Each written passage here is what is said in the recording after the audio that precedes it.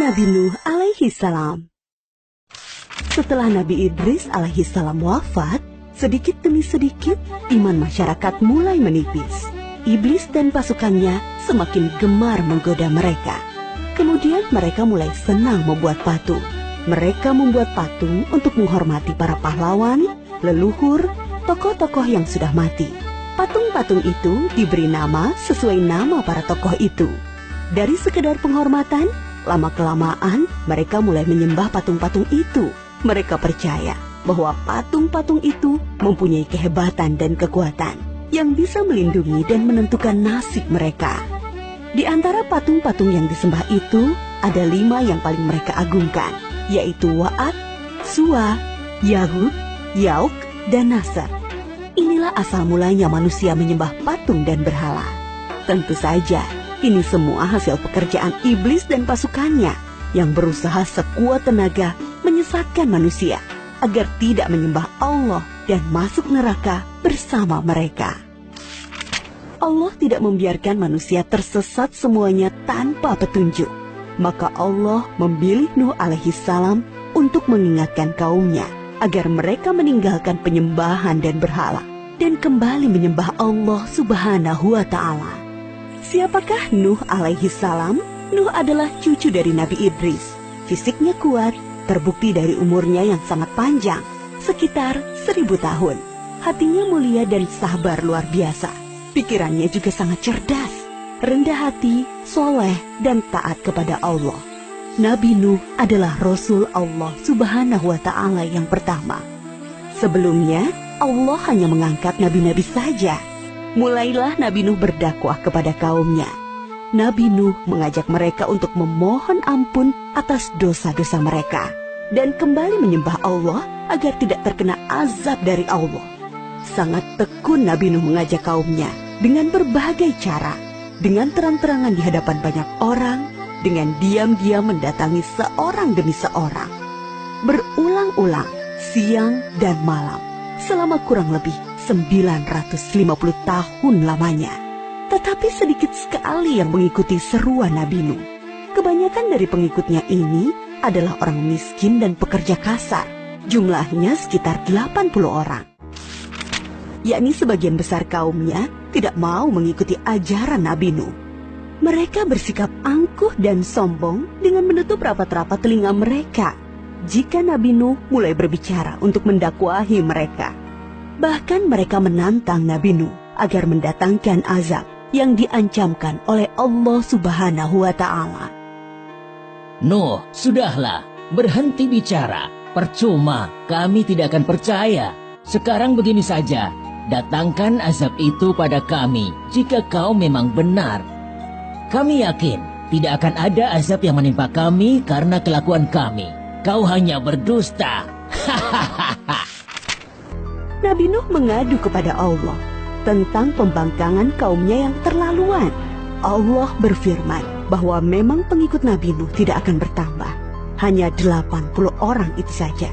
Selebihnya mereka semua tidak akan beriman karena mereka sudah sangat sesat. Setelah jelas ketetapan Allah bahwa orang-orang itu tidak akan beriman, maka Nabi Nuh memohon kepada Allah. Tuhanku, musnahkanlah seluruh orang durhaka itu dari muka bumi. Mereka hanya membuat kerusakan dan melahirkan anak-anak yang durhaka.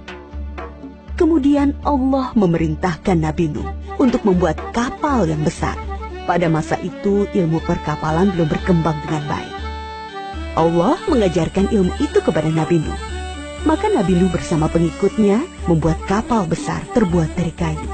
Kayu itu didapati dari pohon-pohon di hutan di sekitar mereka. Ejekan kaum Nabi Nuh semakin menjadi-jadi. Melihat pembuatan kapal itu terasa aneh bagi mereka. Apalagi mereka tinggal jauh dari laut. Lihatlah, Terbukti bahwa Nuh gila. apa itu? Bikin kapal ya? Untuk berlayar di hutan. Nabi Nuh dan pengikutnya bersabar dan tetap tekun menyelesaikan kapal itu. Akhirnya kapal besar itu selesai. Inilah kapal besar pertama yang dibuat oleh manusia. Kemudian Allah memerintahkan untuk mengumpulkan binatang-binatang sepasang-sepasang, jantan dan betina. Semua diangkut ke dalam kapal bersama orang-orang beriman. Semua keluarga Nabi Nuh, termasuk yang diangkut ke dalam kapal, kecuali istri dan salah satu anaknya, Kan'an. Mereka tidak mau masuk ke dalam kapal. Mereka tidak beriman dan termasuk orang durhaka. Sementara itu, langit menjadi gelap. Angin bertiup kencang, petir menggelegar. Hujan turun sangat lebat. Dari dalam tanah memancar air yang semakin deras. Juga dari dalam rumah-rumah penduduk, dari dapur-dapur mereka. Dengan cepat, air membanjiri bumi.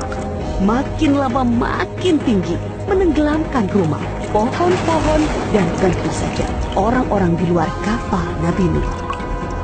Ketika Nabi Nuh melihat sekelilingnya dari atas, tampak putranya, Kan'an, sedang menyelamatkan diri dari banjir. Karena kasih sayangnya kepada anaknya, Nabi Nuh berseru, Anakku sayang, masuklah ke dalam kapal ini. Tidak ada yang bisa selamat dari azab ini kecuali yang berada di dalam kapal. Tidak, ayah. Aku akan memanjat bukit yang tinggi. Pasti aku akan selamat. Tiba-tiba datang gelombang besar dan Kan'an tidak terlihat lagi. Dia termasuk yang dibinasakan. Nabi Nuh sangat sedih, tetapi beliau menerima keputusan Allah. Di dalam kapal, Nabi Nuh bertasbih, memohon ampun dan berdoa tidak henti-hentinya bersama orang-orang beriman.